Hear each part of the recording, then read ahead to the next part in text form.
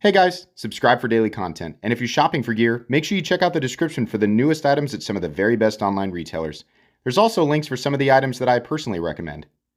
Thanks!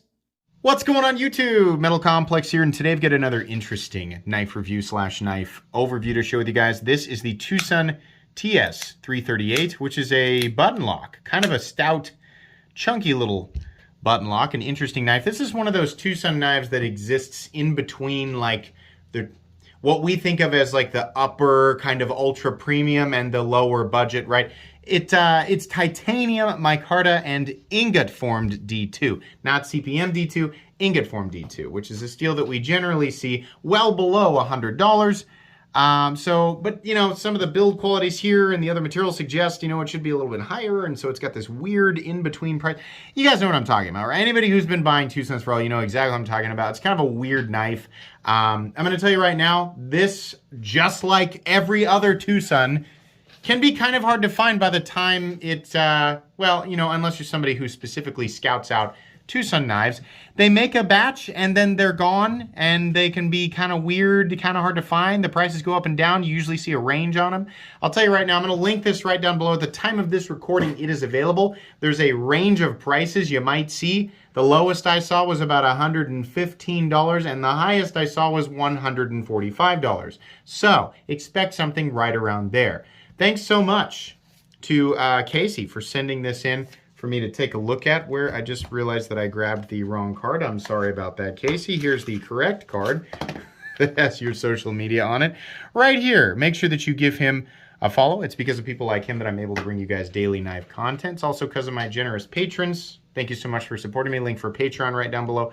And please make sure to follow me on Instagram at metal_complex.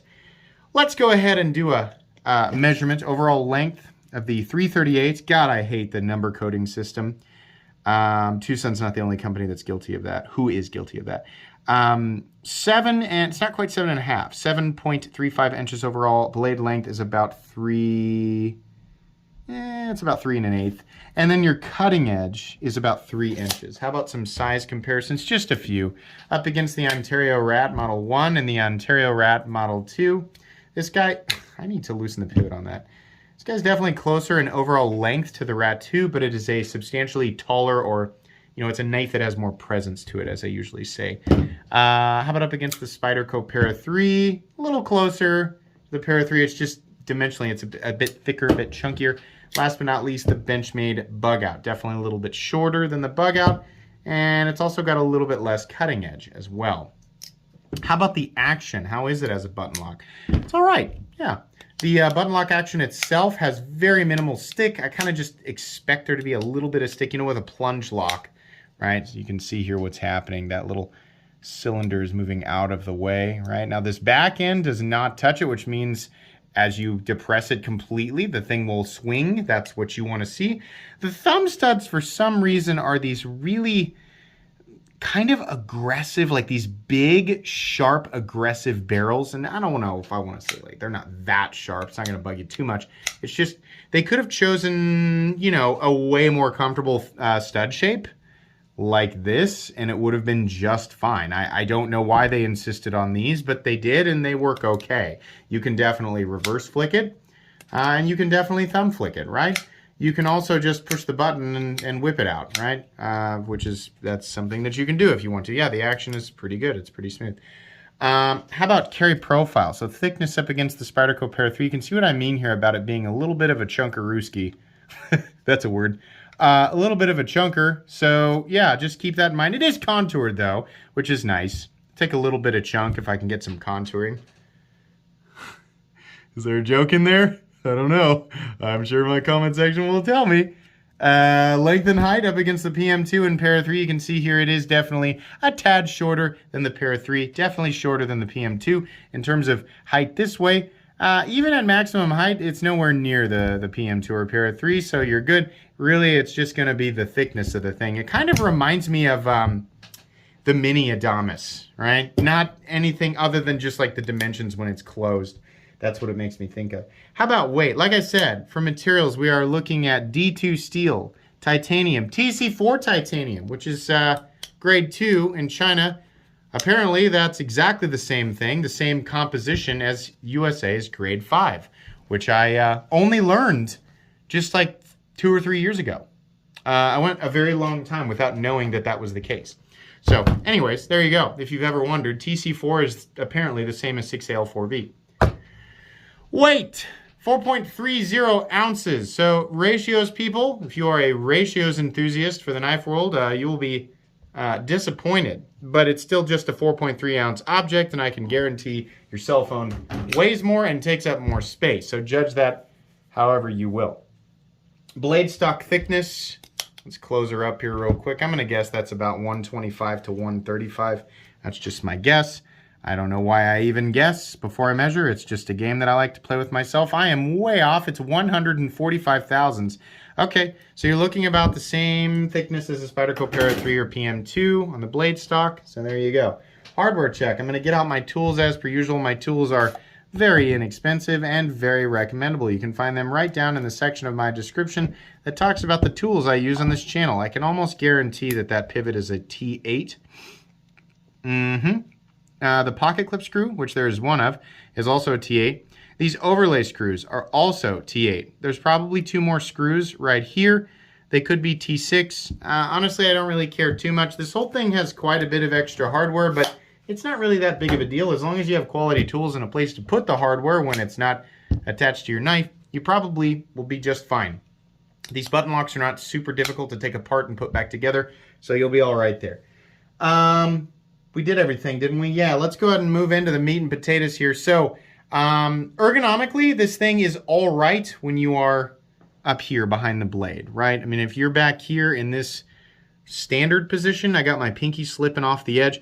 The whole thing really does feel kind of needlessly thick. I mean, it could have been quite a bit thinner and still, I mean, if the designer, if it was their intention to have like a knife that filled the hand, they probably could have gone just a little bit thinner. I'm feeling, you know what, it's like I'll take a little bit of chunkiness. On a knife like this is definitely designed as like a day-to-day EDC, right? It's not, I don't think the intention was for it to be like novelty thick, like the PMP Alpha Beast, right? So I'm trying to judge this for what I assume it was made for. I'm getting more thickness than I am comfort from it being contoured or comfort from it feeling the hand. So none of the edges are sharp. It's reasonably comfortable, and the pocket clip is flat. It's not my favorite thing in the whole world, and to get the maximum benefit of the comfort, you really have to be choked up behind the edge. But it's all right. It's not, I'm not going to complain too much here.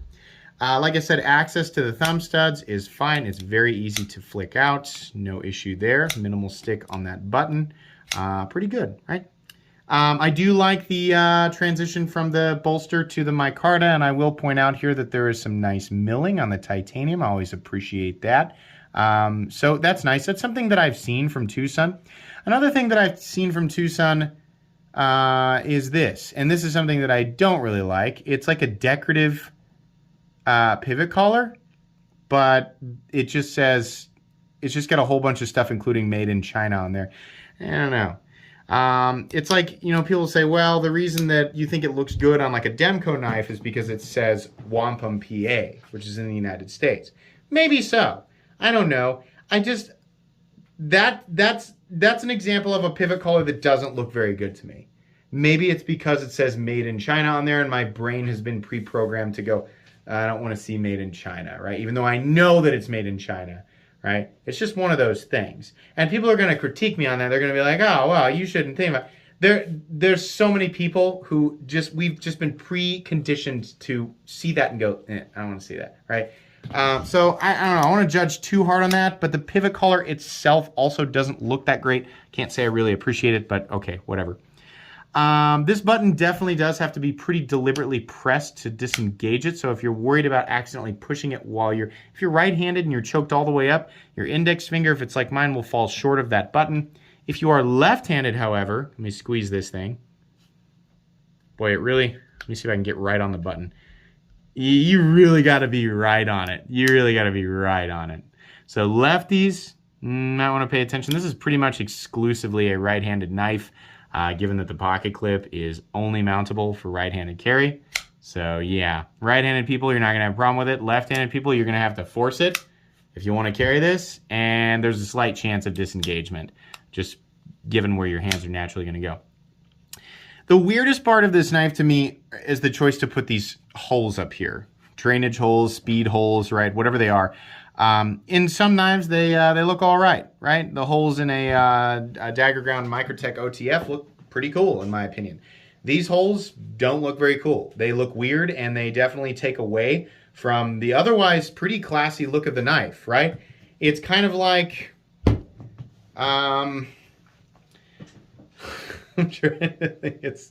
it makes me think of like when I see somebody who's wearing a suit and has a face tattoo, right?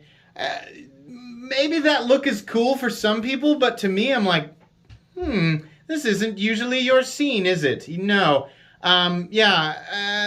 Those two things don't generally go together, right? When I think of face tattoos, I think of jean jackets and poor life choices. Yeah,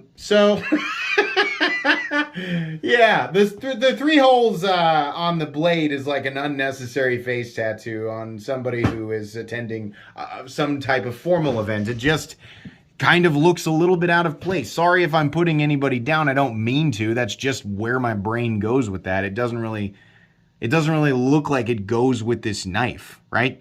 This whole knife just, it makes me go, well, the rest of this knife should look different. If they insist on those holes, then this area should look different. It's like dedicate to the tactical thing or dedicate to the kind of, the, what do you call it? Where it's kind of like under, it's a subdued aesthetic, right? Or a more, not completely minimalist, but just kind of an understated aesthetic, right? It's like we got a blade that goes on a different knife or a handle that goes on a different knife. I'm not really sure what they were doing here. Honestly, I don't know why they went with the black wash either. That also looks a little bit weird. It would look better without the holes, but truthfully, I think the blade should have just been a standard tumbled finish, which TwoSun does a decent job of. Or even their satin finish, which would make it look like pretty much every other TwoSun that's out there, but still better than this. I don't know why. That's just my opinion, though. You can think whatever you want. There's a little bit of a flat, carried out to roughly 50% the length of the blade.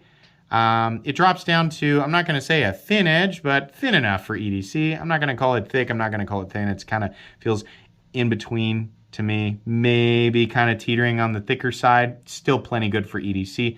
We have a tip that will definitely excel at puncture tasks, given that it is a fairly aggressive clip point blade, a nice swedge, right? The blade itself is done well.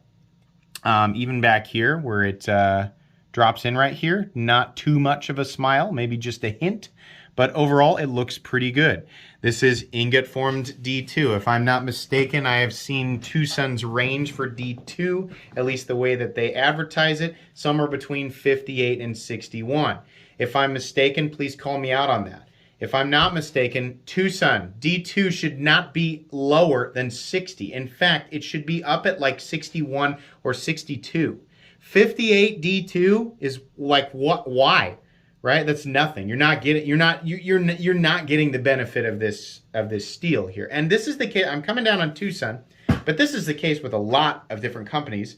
And it seems like D2 and M390 are often the steels that are just, it's like, oh yeah, that's popular. D2 is popular for budget. And I throw it on there and Rockwell hardness to whatever, right? Same thing with M390. Oh, M390, what we're trying to do, make a $250 knife? Okay, yeah, throw M390 on there and make it something in the high 50s, maybe low 60s. Both of those steels excel. I'm not saying this is universally, I have to make sure that this is clear.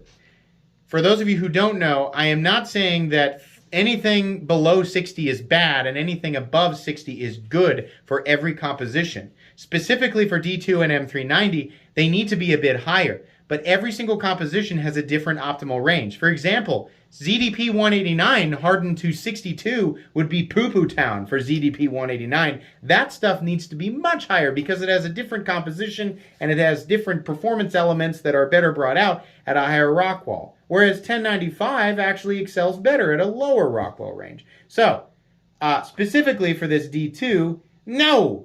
59 is not okay. 58 is not okay. This should be 60 to 62. to be acceptable. Yes, even at this price point, it cannot be that expensive to heat treat it correctly. I hope that I'm accurate in the fact that I have seen that their range is generally in there. There are definitely people who do cut tests on these knives and hardness tests, and I've seen people report that these are accurately heat treated, and definitely people who have samples of TwoSun knives that are lower than they should be. Absolutely, that is we've got examples of that on YouTube. So whatever it is that you guys are using, and this is to all companies, you got to get it within the appropriate range and not lower. People definitely want to make sure that they are getting not just the appropriate amount of edge retention, but the expected toughness, corrosion resistance, and ease of sharpening out of this stuff. And some of that stuff goes hand in hand, depending on what the hardness is. The higher the hardness, the lower the toughness, the higher the potential edge retention. I don't know if it has a major impact on corrosion resistance, but perhaps, I don't really know. Okay, rant over. Let's proceed here.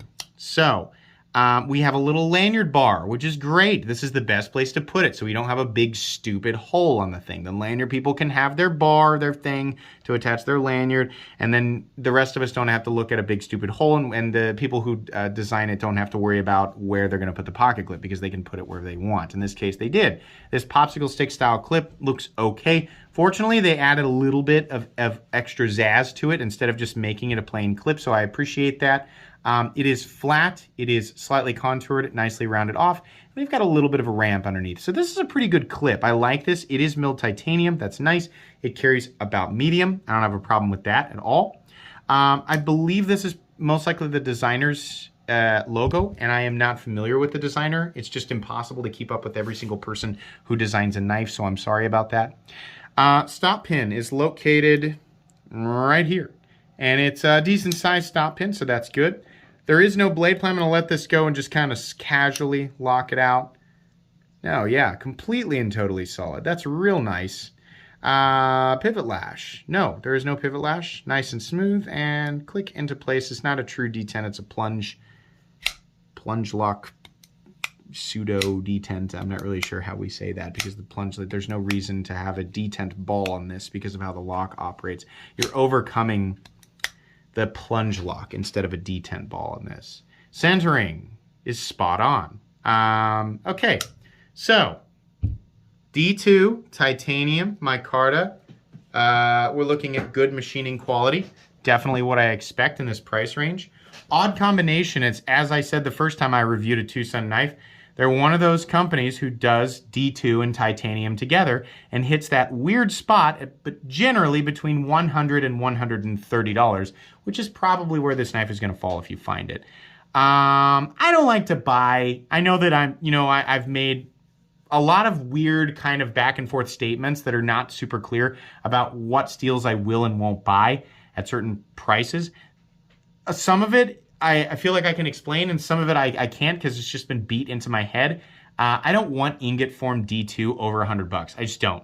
If I'm going to pay more than $100, I want that powder stuff. I want CPM D2, which is a wildly different monster in terms of performance. Yes, absolutely. Because of carbide formation, which D2, the composition is, in terms of like its edge retention, it's heavily dependent on. So when you can get even distribution in the powder form version of that, you get way better performance. Whereas the difference between CPM 154 and 154 CM is not really all that much because it doesn't depend so heavily on carbides, right? That's the example I use all the time. So that's weird to me, right? I feel like they should choose a different steel instead of D2 if they're going to be charging for these, right? TwoSun definitely has like their budget knives, and then they definitely have some premium stuff with steels like M390 and S90V, and there's like a lot more milling and a lot more intricacy going on, right? And a lot of that stuff seems to be priced pretty well. These are just weird to me. I want them to choose something else, right? I don't know exactly what it is. I mean, maybe I'd feel a little bit more comfortable with S35VN, but then we get into the whole, like, is it really all about the materials thing? No, it's about execution of said materials. It just feels odd. On top of that, the design is okay. It's kind of needlessly chunky, and the blade is super out of place with the black wash and the holes. The thumb studs are also kind of an enigma on this guy. It's an okay knife, But it's just, honestly, it's just another weird knife that's part of the really weird world of TwoSun knives, right? I feel like even people who regularly collect TwoSun knives will admit, like, yeah, it's kind of weird. It's just all over the place, right? I mean, like, generally speaking, I can spot a Kaiser. There are, like, certain characteristics of Kaiser knives. Even if it's a wildly different design, I can spot them, right? Or like a Benchmade knife, or a Spyderco knife, or something from Wii or Civivi. People say, oh, well, Civivi is easy. Oh. TwoSun is just like, what the heck? TwoSun kind of seems like, you know, like a lot of, when you see it, like Chinese OEMs that are kind of, they all go through like an alien-looking knife kind of phase, and then they sort of transition and they get some sort of identity, right? Starts with like, whoa, alien stuff, blah, tactical alien stuff. And then they're like, yeah, okay, let's kind of like actually create an identity. It feels like TwoSun's getting there, and there are definitely some knives that look a little bit more like, you know, they look a little bit more practical, like everything is a lot more purposeful. But they still have a lot of wild and crazy, just all like, no, there's very few parts of the knife that really seem like purposeful or utilitarian. This is more on the purposeful side, right? But it's just odd. There are still some of those, like, they couldn't help. They're like, it looks too normal. Make it black and put speed holes on it, right? Like, they just couldn't help it. So yeah, it's kind of weird. It's okay. If this tickles your fancy, go for it, right? It's not a terrible price. It's just a confusing combination of aesthetics and materials, and it's in a really weird spot for price. If you don't go for this one, I can promise you TwoSun will come out with 20 new designs in the next 20 seconds that you can sink your teeth into, right? I'll link them down below. I'll link TwoSun knives down below. I'll admit, there is some stuff here, much more stuff lately that has been much more intriguing. There was a reason that I didn't touch them for a couple of years, because every time I looked, I was like, nope, this all looks wacky, and I'm just not into it. But more lately, this was one of the more intriguing things. I'm glad I got a chance to look at it, but it's not really anything where I'm like, you got to go out and have it right now. So anyways, thank you so much to the gentleman who loaned this knife to me. This will be going back to him. Make sure you check him out on Instagram. Please make sure to follow me on Instagram at metal_complex. If you enjoyed this video, leave a like. If you'd like to check out my other content, I do, of course, have lots of videos of knives that are either expensive or inexpensive that I do or don't like, so check those out. And if you enjoy all my content, go ahead and click on that Metal Complex logo right there and subscribe, because there's definitely more coming. Thanks again for watching, everybody, and have a great day.